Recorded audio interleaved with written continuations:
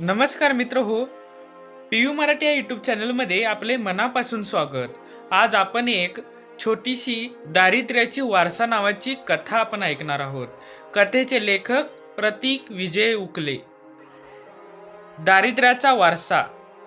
एका गावामध्ये एक छोटंसं कुटुंब राहत होतं. घरामध्ये 18 वर्ष दारिद्र्य. आई, वडील, मुलगी आणि शेखर हा मुलगा, असा हा छोटासा परिवार. आई 4 घरची भांडी घासून संसाराचा गाडा चालवते. वडील स्वतःला लागतील इतकेच कमवून दारू पित. तर मुलगी लग्नाला आलेली आणि शेखर हा सरकारी शाळेमध्ये शिक्षण घेत असत. घरामध्ये एक वेळेचं जेवण मिळणं मुश्किल. तर वडील काम केलेले पैसे घरी देत नसत. त्यातच शेखरचा 10वीचा बोर्ड परीक्षेचा निकाल जाहीर होतो. शेखर शाळेमध्ये पहिला येऊन त्याला 10वी बोर्ड परीक्षेमध्ये 90% मार्क मिळतात. शेखर आनंदाने ही बातमी आपल्या आईला सांगतो. आई, मी 10वी बोर्ड परीक्षा पास झालो ग, मला 90% मार्क पडले. हे सांगत शेखर आपल्या आईच्या पाया पडतो. आईच्या डोळ्यातून अश्रू वाहू लागतात. आई आज जाऊन पाण्याचा ग्लास घेऊन येते व शेखरला म्हणते, बाळा, तुझं तोंड गोड करण्यासाठी घरामध्ये साखर सुद्धा नाही. ए बाळ, हे घे पाणी आणि पी आणि तुझं तोंड गोड करून घे. शेखर उत्साहाने पाणी पितो व आईला म्हणतो, आई, मला IPS अधिकारी होऊन देशातील सर्व गुन्हेगारी नष्ट करायची आहे. त्यासाठी मला शहरामध्ये जाऊन चांगल्या कॉलेजमध्ये शिक्षण घ्यावे लागेल. त्यासाठी थोडे पैसेही लागतील. आई शांत राहते व शेखरला म्हणते, बाळा, आतापर्यंत दारिद्र्यानं आपली साथ कधी सोडली नाही आणि तुझ्या बापाने ही साथ मला कधी दिलेली नाही. आतापर्यंत आपण पोट मारत आलोय. आता आपण दोघे मिळून तरी कष्ट करूया. बाळा, आता बास झालं. तुझं शिक्षण उद्यापासून बंद.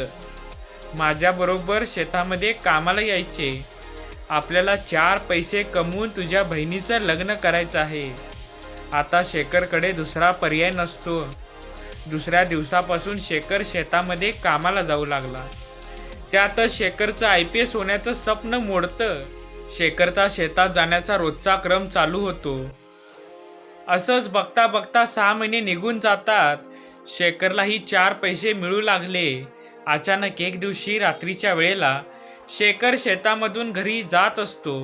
तेव्हा शेखरला अचानक काळोख्या अंधारामध्ये शेताच्या कडेला 4 माणसे बोलताना दिसतात. शेखर आडोशाला राहून बघत असतो. त्या 4 माणसापैकी एक माणूस त्या तिघांना पैसे देत असतो.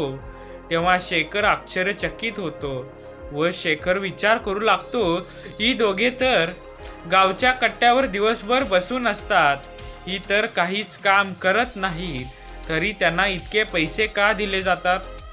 आणि मी दिवस रात्र राबतोय, मला इतके पैसे कधीच मिळाले नाही.